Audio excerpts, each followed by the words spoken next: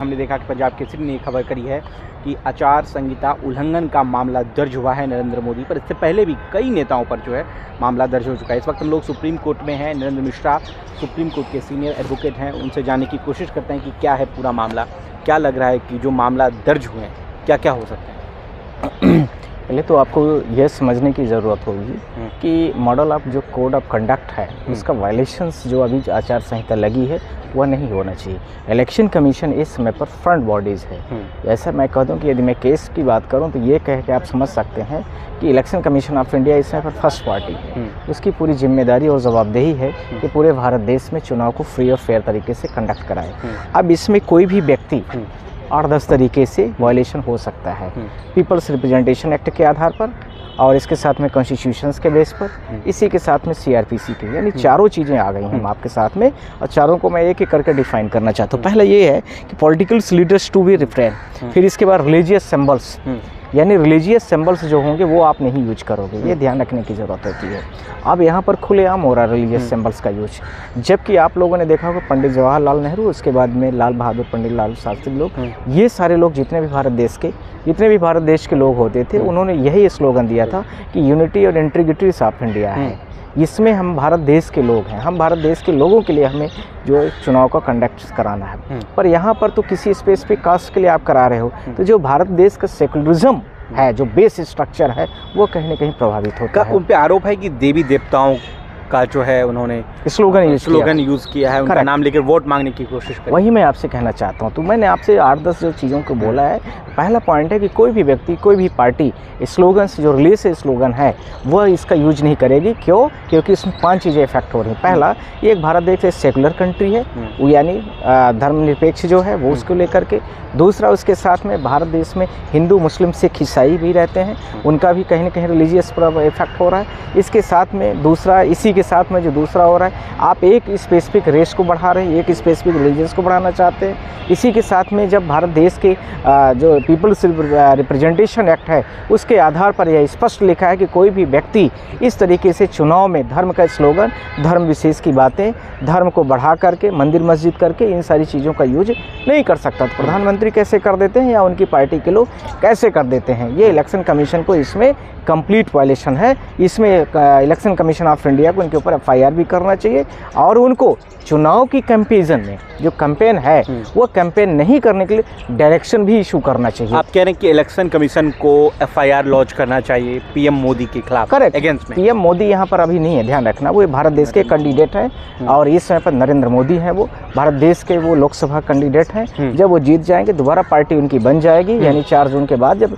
आचार संहिताएं सारी चीज़ें खत्म हो जाएंगी, प्रधानमंत्री की शपथ ले लेंगे, उसके बाद संभव है कि इलेक्शन कमीशन नरेंद्र मोदी जी पर कार्रवाई करे? मैं आपके उसी बातों पर आ रहा हूँ। इसमें 4-5 तरीके से सीआरपीसी की जो सेक्शंस जो हैं 1973 के आधार पर उनके ऊपर प्रोसीडिंग होनी चाहिए।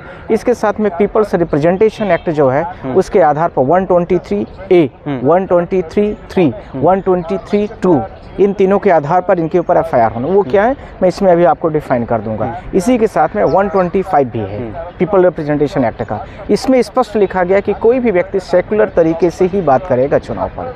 ध्यान रखना, ये करप्ट प्रैक्टिस के वर्ड यूज किया गया है उसमें, यानी यदि कोई व्यक्ति रिलीजियस वर्ड यूज करता है, कोई व्यक्ति स्पेशल मतलब किसी और भी रिलीजियस फैक्टर को लाता है तो वो करप्ट प्रैक्टिस में आएगा। यानी उसके आधार पर 123 जो मैंने आपसे बोला है 3A, ये सारी चीज़ें उसमें लागू होंगी। इसके साथ में बोला कि 125 कोई भी व्यक्ति, कोई भी पार्टी होगी, वह पार्टी रिलीजियस बेस पर सिंबल नहीं यूज करेगी, नहीं तो उसके ऊपर 3 साल की सज़ा है और उसके साथ में उसके चुनाव में, उस चुनाव में उसको बाहर करने के लिए उसका का रास्ता है, निष्कासित भी कर सकते हैं। करेक्ट, उसकी पार्टी को निष्कासित ना। फिर आपसे मैं बार बार बोलूँ, नरेंद्र मोदी मतलब इस समझना आप एक कंटेस्टिंग कैंडिडेट है और बीजेपी के स्टार प्रचारक हैं, इस बात को आप ध्यान रखना।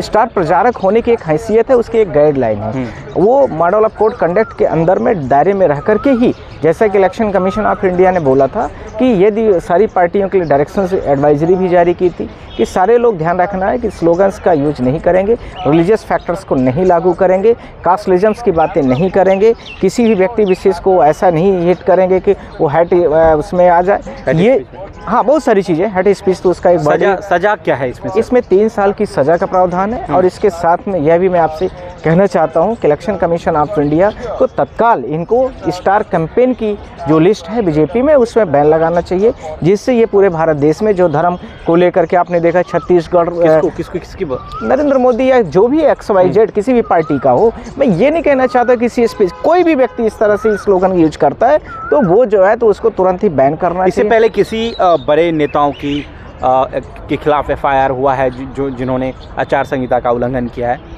मैं आपसे ये कहना चाहता हूँ कि हर चुनाव में लगभग बहुत सारे एग्जाम्पल्स आते हैं, पर एक बहुत बड़ा उदाहरण इंदिरा गांधी के समय का था, जिसमें उन्होंने किसी पार्टी स्पेसिफिक में दौरान पर रहते चुनाव के दौरान पर रहते हुए उन्होंने कुछ सरकारी चीज़ों को यूज कर लिया, जिसके वजह से इलेक्शन कमीशन उस समय पर 1975 में उनको बाहर कर दिया था, उनकी सदस्यता को रद्द कर दिया था। वर्तमान समय में प्रधानमंत्री रोज़ एयरफोर्स का विमान यूज करते हैं, कितना इलेक्शन कमीशन ऑफ इंडिया ने यूज किया? कुछ नहीं करती है। यह भी उसके अंडर में आना चाहिए, जिसमें उनकी सदस्यता को भी बाहर किया जाना चाहिए। आप कह रहे हैं कि वर्तमान समय में जो नरेंद्र मोदी जो प्रचार कर रहे हैं वो एयरफोर्स का एयरक्राफ्ट लेके इस्तेमाल कर रहे हैं? करेक्ट, मैंने उसको ट्वीट भी किया है। हाँ, आप लोगों के माध्यम से मैं बोलना भी चाहता हूँ, बहुत सारे न्यूज़पेपरों ने इसको पब्लिश भी किया था। जा सकती है, इसमें जाना चाहिए। इलेक्शन कमीशन ने अभी तक कोई संज्ञान ही नहीं लिया। मैं आप लोगों के माध्यम से आज बोलना भी चाहता हूँ। मैं तो आज इसलिए बोलना जरूरी समझा कि बहुत सारे धर्म के आधार पर ये पूरे भारत देश में जिस प्रकार से किसी जाति, किसी धर्म, किसी विशेष को लेकर के ये पूरे भारत देश में प्रचार कर रहे हैं, आप लोगों ने सुना होगा। मुझे बड़ा ख़राब और दुख भी लगा, इस चुनाव में कोई भी फ्री फेयर इलेक्शंस की बात नहीं हो रही है, कोई भी जॉब्स की बात नहीं हो रही है, कहीं भी महंगाई की बात नहीं हो रही है, कहीं भी रिवर्स रेपो रेट की बात हो रही है, कहीं भी इकोनॉमी की हो रही है, कहीं भी देश में करप्शन की हो रही है, कोई भी बात नहीं हो रही। सिर्फ और सिर्फ अभी तक भगवान आपके धूप में रहते थे, अब आपके भगवान छाव में रहेंगे। ये छत्तीसगढ़ में जाकर के प्रधानमंत्री का बयान आया है। आप बताइए इसमें क्या क्या भगवान, पहले आप भगवान को छाया देने वाले आप कौन होते? ये तो काल्पनिक चीज़ें हैं। आपने उस चीज़ को मंदिर में कन्वर्ट कर दिया। क्या इसके पहले हमारे और आपके जो पूर्वज थे क्या मंदिर में नहीं भगवान को रखते थे? हर किसी के घर में रहते। ये कोई बात नहीं होती। ये चुनावी मुद्दा नहीं है। चुनावी मुद्दा है कि आप शिक्षा में क्या करेंगे, आप या बेरोजगारी में क्या करेंगे, इतने युवा पूरे सड़क में घूम रहे उनके लिए क्या करेंगे, आप विश्व की सबसे हंगर इंडेक्स में आप नीचे आ गए उसके लिए आपके पास क्या प्लान्स हैं। इसके साथ में आप 2 करोड़ जो लोगों को बहुत सारे किसानों को लेकर के था उसको लेकर के आपने किया है, MSP को लेकर के क्या किया है, महंगाई को लेकर के आपने किया है। ये सारे चुनावी एजेंडे होते हैं जो कि बुकलेट बस में सीमित रह गए हैं। कॉन्स्टिट्यूशन क्या कह रहा है जब नरेंद्र मोदी जी खुद चुनाव का उल्लंघन करते हैं, जैसे आरोप लगा है, हालांकि FIR लॉन्च भी होने वाला है? आर्टिकल्स 19 का 2 सेक्शन ध्यान रखना, आर्टिकल 19 में 2 में स्पष्ट लिखा हुआ है कि कोई भी पॉलिटिकल पार्टीज़ हो उस पॉलिटिकल पार्टीज़ को फ्री और फेयर तरीके से बात करने का पावर तो है, पर यह ध्यान रखने की आवश्यकता है कि इलेक्शन कमीशन ऑफ इंडिया यदि ड्यूरिंग इलेक्शंस में उन्होंने कुछ ऐसी हेट स्पीच की, किसी कास्ट की बात की, किसी रिलीजन्स की बात की, किसी रिलीजन्स को प्रमोट करने की बात की, तो उस व्यक्ति की सदस्यता को रद्द कर सकता है, उस व्यक्ति को 3 साल की सज़ा में कन्वर्ट कर सकता है। उसके साथ में इसके साथ में उस व्यक्ति के ऊपर और भी अन्य विभिन्न तरह से जो केसेस हो सकते हैं वो भी उसके ऊपर लागू की जा सकती है। इसके साथ में मैं आपको 2-3 जजमेंट की भी बात करना चाहता हूँ। नेसेसिटी प्रोसिक्यूशन ये होना चाहिए, इलेक्शन कमीशन की गाइडलाइन का फ्रेमवर्क में है। ये पहला इसमें जजमेंट सुप्रीम कोर्ट का जजमेंट है। इसमें बोलना चाहता हूँ रमेश यशवंत वर्सेस प्रभाकर कृष्णा का है। इसमें स्पष्ट लिखा है कि no candidate at the elections get votes on only because of his religions and no candidates is denied any votes on the ground of his religions. कोई भी व्यक्ति किसी भी जाति धर्म के आधार पर कोई भी व्यक्ति उसकी वोट नहीं ले सकता है। और वोटर की यह ध्यान रखना, स्पष्ट इसका ये कह रहा है कि कोई भी वोटर्स की उसको धर्म को बता करके कि आप इस धर्म के हो इसलिए मुझे वोट दो, इसके आधार पर आप नहीं ले सकते। जबकि यहाँ पर बीजेपी और उसके स्टार प्रचारक यहाँ पर लेते हुए ये गा रहे हैं, यानी जो MCC यानी इसका मतलब हो गया model of code conduct, election commission का जो है उसका तो वायलेशन हो ही रहा है, साथ में सुप्रीम कोर्ट का यह जजमेंट का भी वायलेशन हो रहा है, जिसमें कोर्ट ऑफ कंटेम्प्ट का भी एक मैटर यह भी बनता है। इसी के साथ में यह भी बोला गया है कि इसका जो sub section people representation act का है 123(3) में स्पष्ट कि it is the interest of the democracies of in the secular polity. तो ये सेकुलर पॉलिटिक्स का यह पार्ट है। तो ये आपने सेकुलरिज्म नहीं दिखा रहे हैं यहाँ पे, ये भी इसमें स्पष्ट इसी जजमेंट बोलता है। इसी जजमेंट में एक अगला वर्ड भी यूज किया गया और इसके साथ में एक और जजमेंट आया हरिराम सिंह वर्सेस का सीडी के चौहान का। इसमें यह बोला गया कि कोई भी व्यक्ति हो, कोई भी भारत देश का व्यक्ति, election is the secular exercise.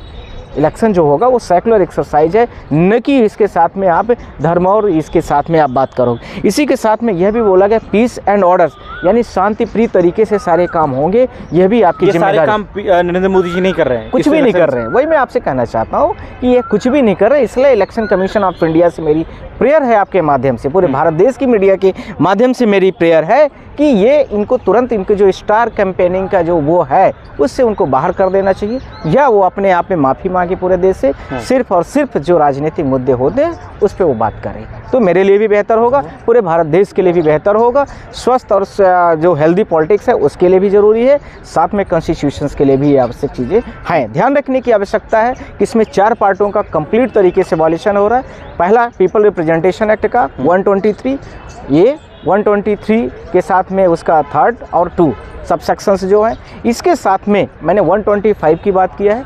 इसके सेकंड पार्ट ऑफ दिस है कि इस जो CRPC की कोड ऑफ कंडक्ट हमारा है, 1973 का एक्ट है, उसका भी वायलेशन हो रहा है। इसके साथ में आर्टिकल्स 19 जो मैंने आपसे बोला है, 19 आर्टिकल 19(2) उसका भी इसमें कंप्लीट वायलेशन है, जो कि बीजेपी जो है, मैंने आप लोगों के माध्यम से बोला है कि जैसे कहीं बजरंगी का यूज करती है, कहीं राम मंदिर का यूज करती है, कहीं गवर्नमेंट का जो यूजेस है, रैलियों में बड़े बड़े हेलीकॉप्टर यूज कर रही है, और रैली में जो लोग बसेस यूज करके आ रहे हैं उसकी फंडिंग कर रही है। वो सारी चीज़ों को लेकर के मैं आपसे बोलना चाहता हूँ कि इसमें इलेक्शन कमीशन ऑफ इंडिया ऐसी पार्टी को भी बैन करना चाहिए और उनको गाइडलाइन भी तुरंत जारी करें कि ये आप फ्री फेयर इलेक्शंस के ये मॉडल कोड ऑफ कंडक्ट का वायलेशन है, आप यह नहीं कर सकते हो। और उनके स्टार प्रचारक जो हैं उनकी लिस्ट से उन सारे लोगों को बैन करना चाहिए और बाहर करना चाहिए।